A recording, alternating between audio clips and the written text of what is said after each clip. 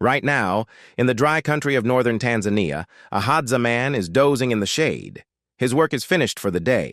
The Hadza are among the last hunter-gatherer peoples still living on Earth, and they're still living the way every single human did for roughly 300,000 years. Ancient humans spent only about 2.5 hours a day on the things that kept them alive.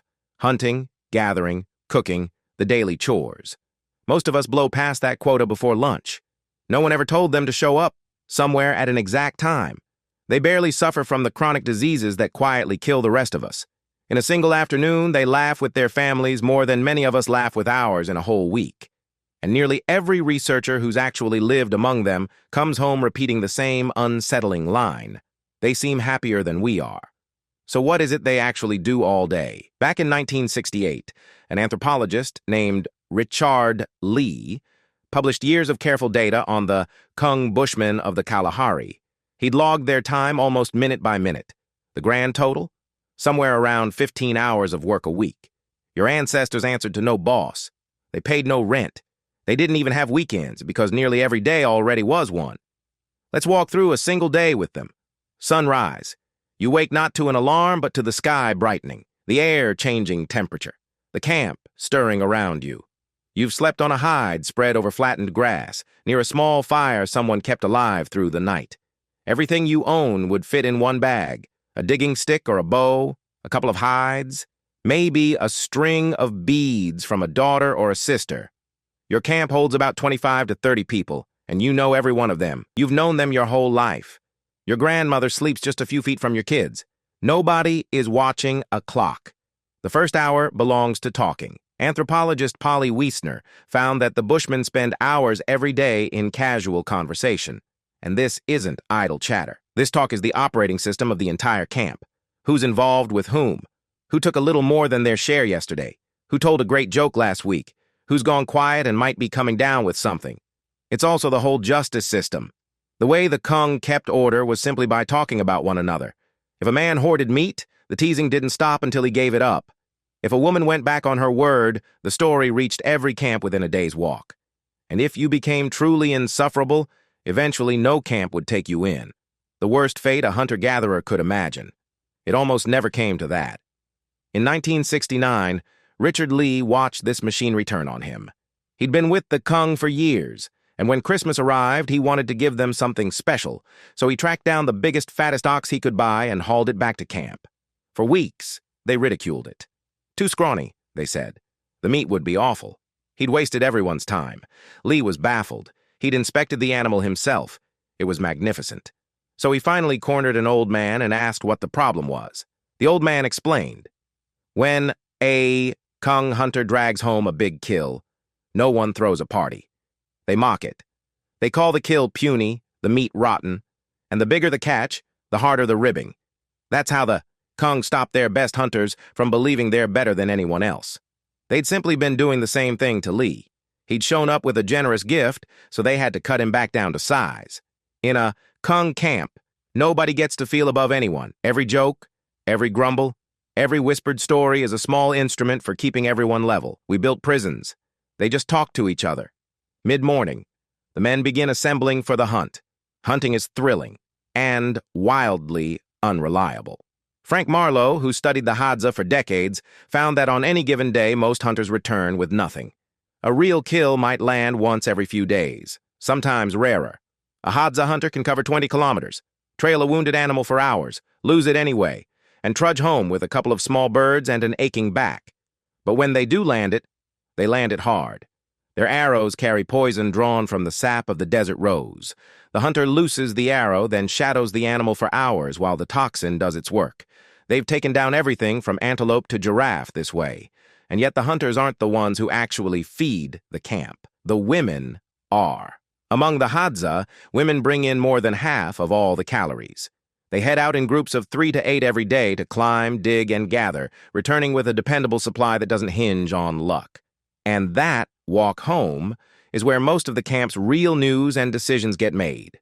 The men provide the feast, the women provide the food. Strangely, the camp's most productive foragers tend to be the grandmothers.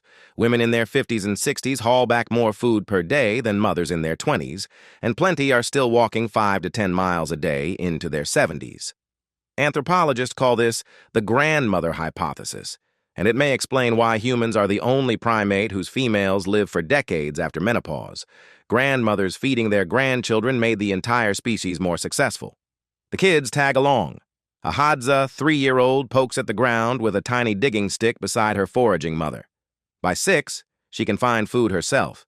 By 10, she's genuinely helping feed the family. By 8, a Hadza boy can be sent off alone with his bow and come back with a bird.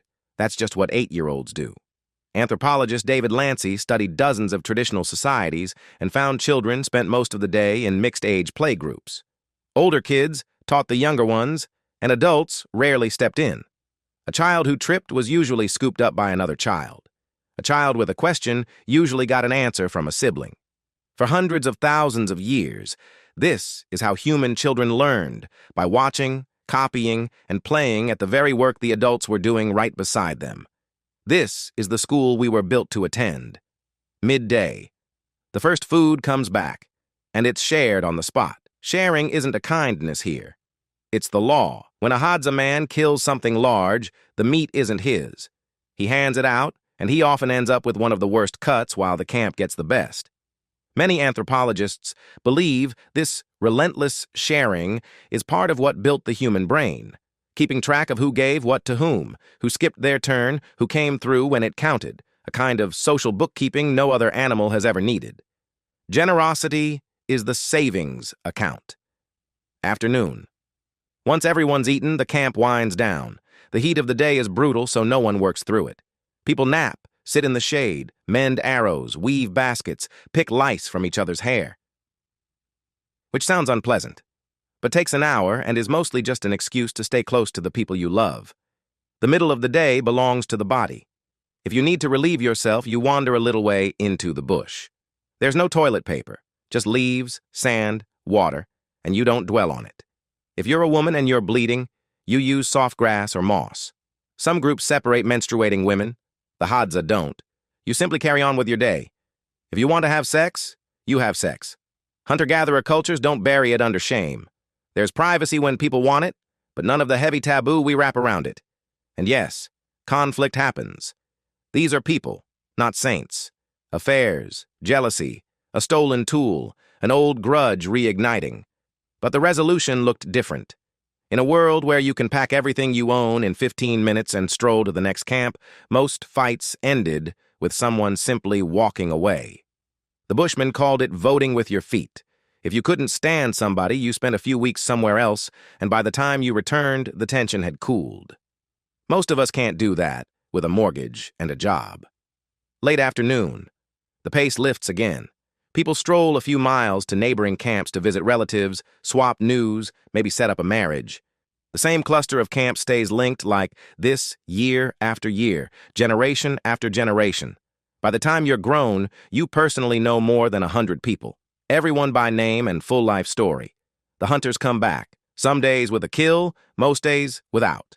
And whenever they return empty-handed, which is most of the time, the women who foraged all day quietly turn out to be the heroes. Evening. Cooking begins. Roots buried in coals, meat boiled in pouches with hot stones, fruit split open, seeds chewed soft for the little ones. Then the meal, the whole camp, every single person. They've done exactly this together every night for 300,000 years. This isn't paradise. They get sick. They bury children. They lose people they love, and they fight and grieve like anyone. But there's one kind of suffering they don't seem to know. That slow, modern ache of grinding away at a job you don't believe in, to pay for a life that never quite shows up, lying awake at night measuring yourself against strangers you suspect are happier than you. In the late 1960s, an anthropologist surveying all of this called early humans the original affluent society. He didn't mean they were rich. They owned almost nothing. He meant they had time. We made trades, real ones. Vaccines, antibiotics, refrigeration, indoor plumbing. Much longer lives. Far fewer children dying before the age of 5, which in a hunter-gatherer camp used to claim roughly 4 out of every 10. Those were genuine wins, and nobody's saying we should go back.